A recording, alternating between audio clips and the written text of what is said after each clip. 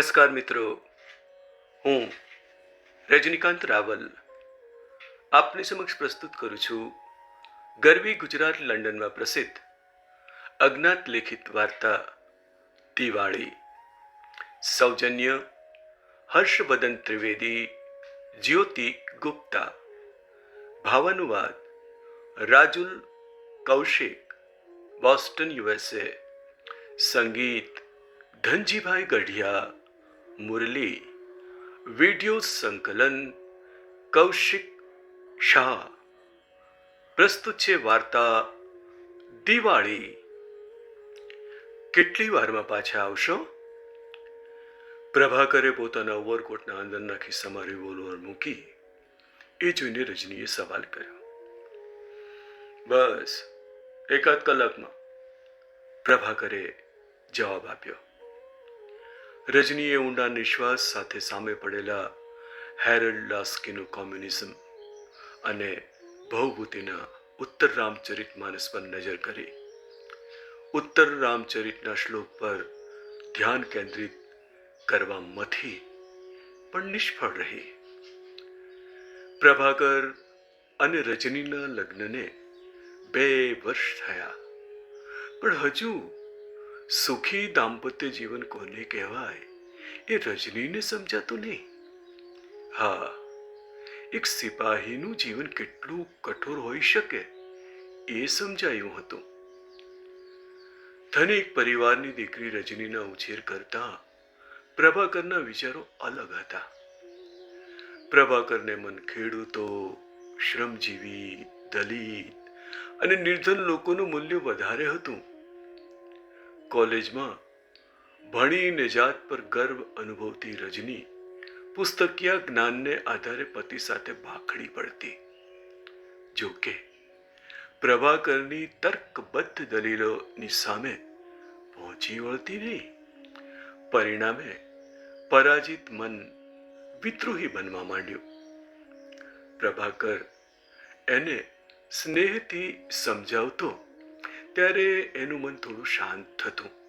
છતાં પતિની વાતમાં પૂરેપૂરી સંમત થઈ શકતી નહીં. પ્રભાકરની લાહોરમાં કોલેજના લેક્ચરર તરીકેની જોબ, સવારે કોલેજની નોટ્સ તૈયાર કરવી, રાજનીતિના પુસ્તકો વાંચવા, 9 વાગ્યે કોલેજ જવા નીકળવું અને રાત્રે પાછા ફરવું એ પ્રભાકરની દિનચર્યા. રાત્રે આવે ત્યારે જાડા દળદાળ પુસ્તકો લઈ ને આવતા પ્રભાકર પર રજની ખૂબ વકળાતી. નક્કી કરતી કે આજે તો એમની સાથે બોલીશ જ નહીં. રજની ઘરમાં આવતાની સાથે પ્રભાકર સ્નેહથી એની નામની બૂમ મારતો. રજનીને જોઈને પ્રભાકરનો થાક અને પતિનો હસતો ચહેરો જોઈને રજનીનો ગુસ્સો ગાયબ થઈ જતો. બીજી સવારે પ્રભાકર રાજકારણ અને અર્થશાસ્ત્રના પુસ્તકો લઈને બેસતો ત્યારે રજની આવીને એની જોડે ગોઠવાઈ જતી. પ્રભાકર રજનીને એ પુસ્તકો વાંચવાનો આગ્રહ કરતો ત્યારે રજની જરાય રસ દાખ્યા વગર બેસી રહેતી. પ્રભાકર કોલેજ જાય પછી અને એ પાછો આવે ત્યાં સુધીમાં પૂરા રસથી પુસ્તકો વાંચતી. ધીરે ધીરે એનું વિચાર ક્ષેત્ર વિશાળ બન્યું. પ્રભાકરની વાતો અને વિચારો સાથે સંમત થવા જેટલી સમજ આવી, છતાં પતિ પાસે વળ ચઢેલી સિંદરીની જેમ અક્કડ રહેતી.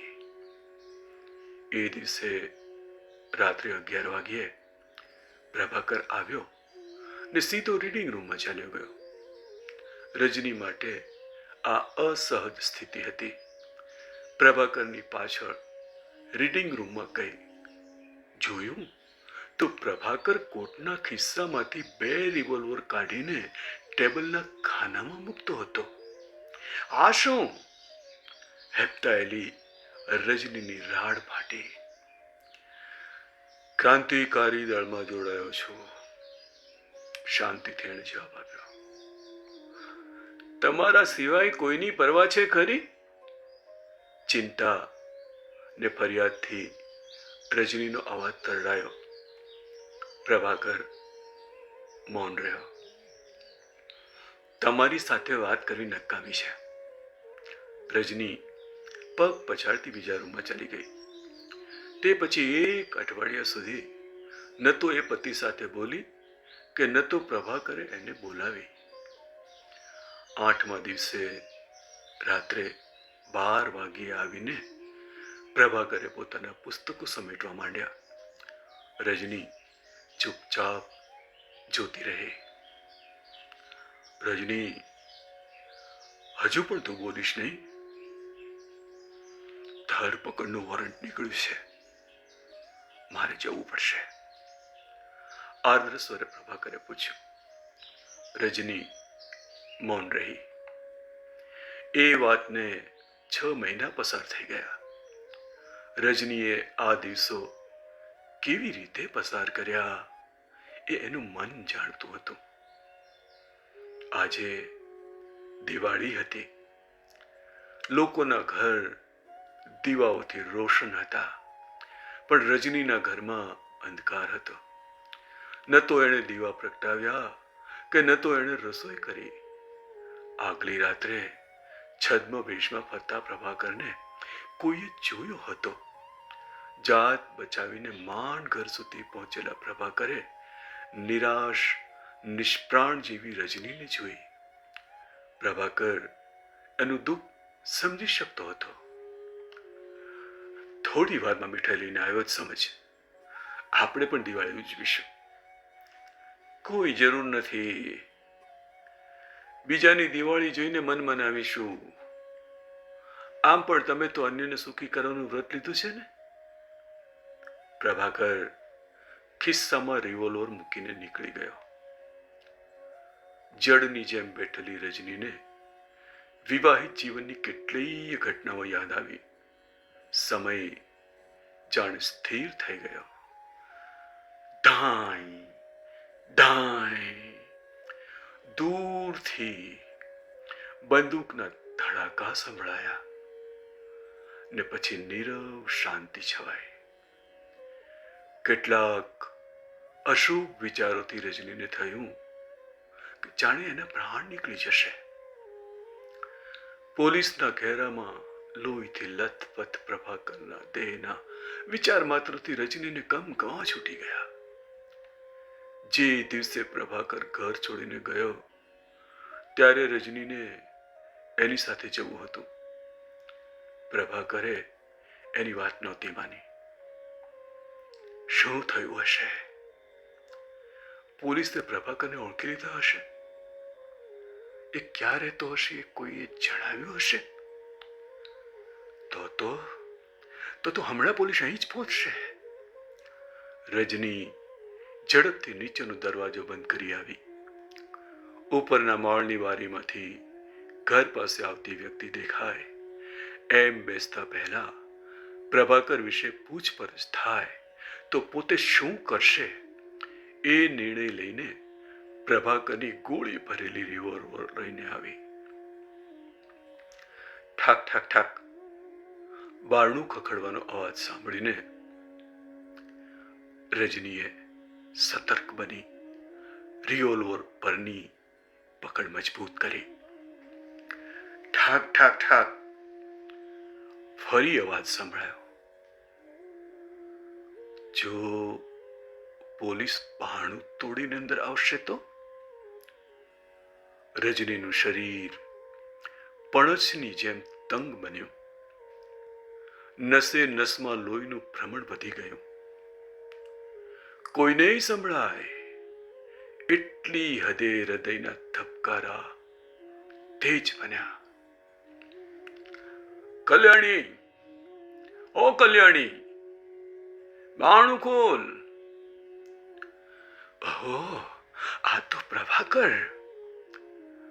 રજની નીચે લડખડાતા પગલે બારણું ખોલવા ગઈ.